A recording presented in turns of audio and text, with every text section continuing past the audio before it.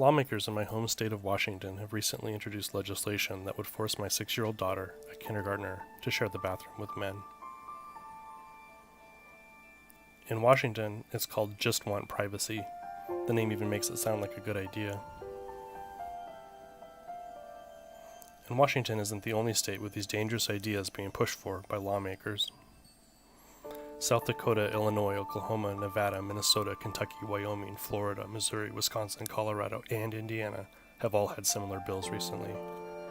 In North Carolina and Houston, Texas, my daughter already legally has to use the locker rooms and bathrooms alongside men. As in, she's legally required to go into the men's room. Why? Because she's transgender.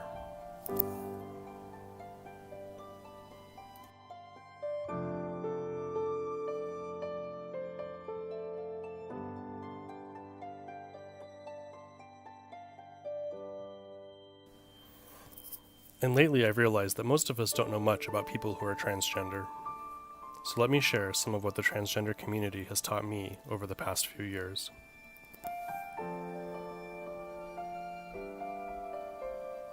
A transgender person is someone who was assigned one gender at birth, male in my daughter's case, but then later realized that they were actually another gender, female in my daughter's case.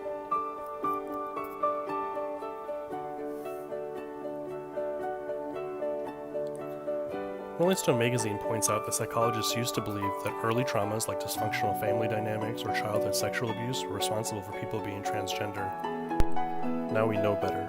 That is absolutely not true at all, says Dr. Johanna Olson. Professionals who actually study mental health and our bodies for a living overwhelmingly agree that transgender people don't have a mental health problem. Doctors and psychologists agree. We need to respect transgender people's authentic gender, including the American Medical Association, the American Psychological Association, and a variety of other important associations across the country. When we do, they have lives as happy and healthy as the rest of us.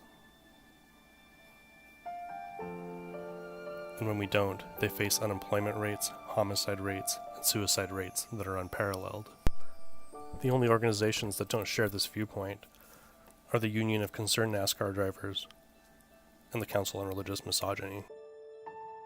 It just turns out that people's gender and genitals aren't always correlated like we expect them to be. Let's take this a step further. Chromosomes, genitals, and gender are a lot more complicated than most of us were taught in school. Did you know that not everyone is born with genitals that are clearly a vagina or penis?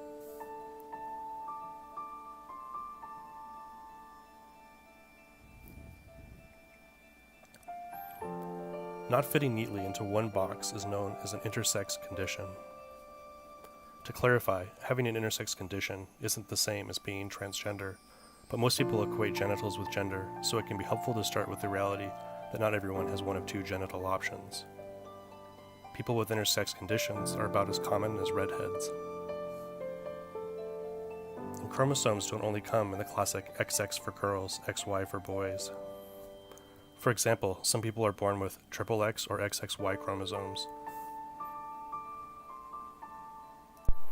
or a variety of other even more complex combinations. Even more complicated. You can have XY chromosomes and be born with a vagina. You can have XX chromosomes and be born with a penis. You can have XY chromosomes and get pregnant and give birth.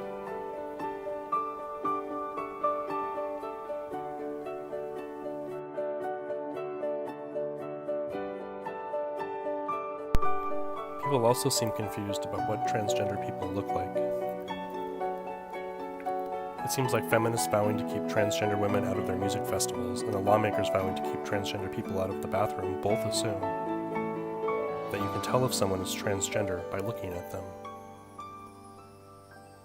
Which, to clarify, you can't.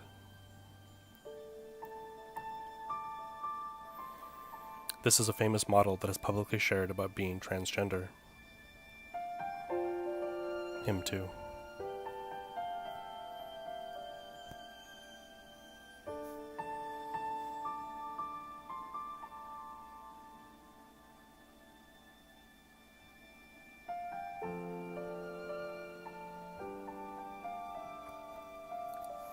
Plus, there's all these amazing people who aren't male or female, they're non-binary or agender or otherwise not male or female. Anyway, the point is, anyone who thinks they have a magical transgender radar is deeply confused.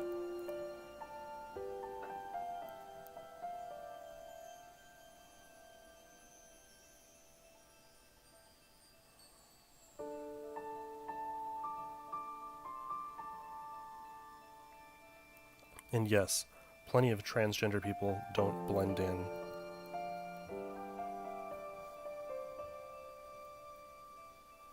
But just because someone looks transgender to you doesn't mean they are. Some transgender people don't want to blend in. Some desperately want to. Some can afford surgery and hormones. Most can't.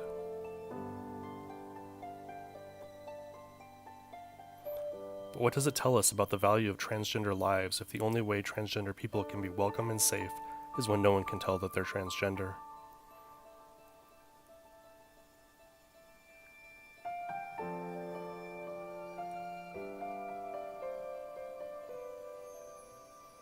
Here's something else to know about transgender people. They're much more likely to be sexually assaulted, raped, and murdered than the rest of us. The Southern Poverty Law Center, America's clearinghouse on hate crime, declared transgender people one of the most vulnerable populations in our country in 2015. Research based on 14 years of FBI statistics shows that LGBT people are more than twice as likely to be attacked in a violent hate crime as blacks or Jews. Within the LGBT world, transgender people are the most victimized. We've had people burned in their homes, we've had people's genitals mutilated after they're dead. It's absolutely rooted in transphobia and hatred, and it's absolutely a national crisis. In 2015, transgender people were murdered in unprecedented numbers. More transgender people have been killed in 2015 than any other year on record. Transgender people face 2 to 3 times as much sexual assault as the rest of us do. If anyone is going to be harassed or assaulted in a bathroom, it's a transgender person. So requiring them to use the bathroom that makes us feel the most comfortable puts their lives at risk. But cynical politicians looking for an easy wedge issue are trying to keep transgender people out of the bathrooms that are safest for them.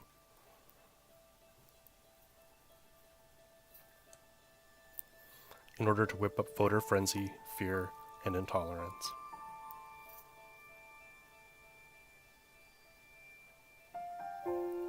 In Washington, transgender people have been legally using the bathroom of their choice for 10 years. With no problems.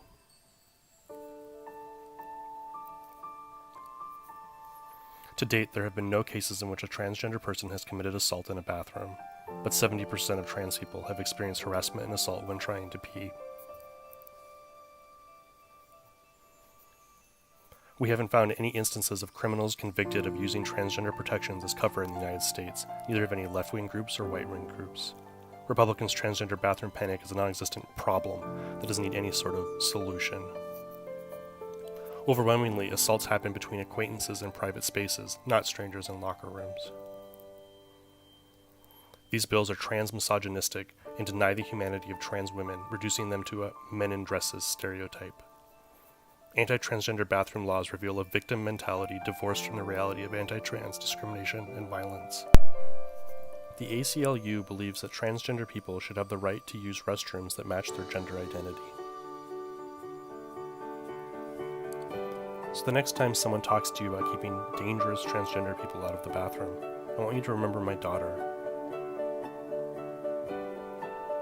Remember how rich and diverse the transgender community's appearance is. And ask yourself how we're going to enforce these new bathroom segregation laws.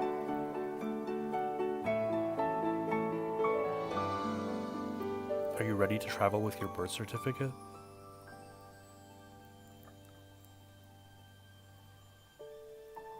Who's going to gather cells for the chromosome testing?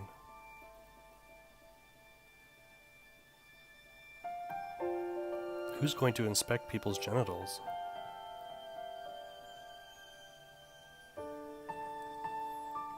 And what price do we expect those who don't quite fit in to pay for our comfort?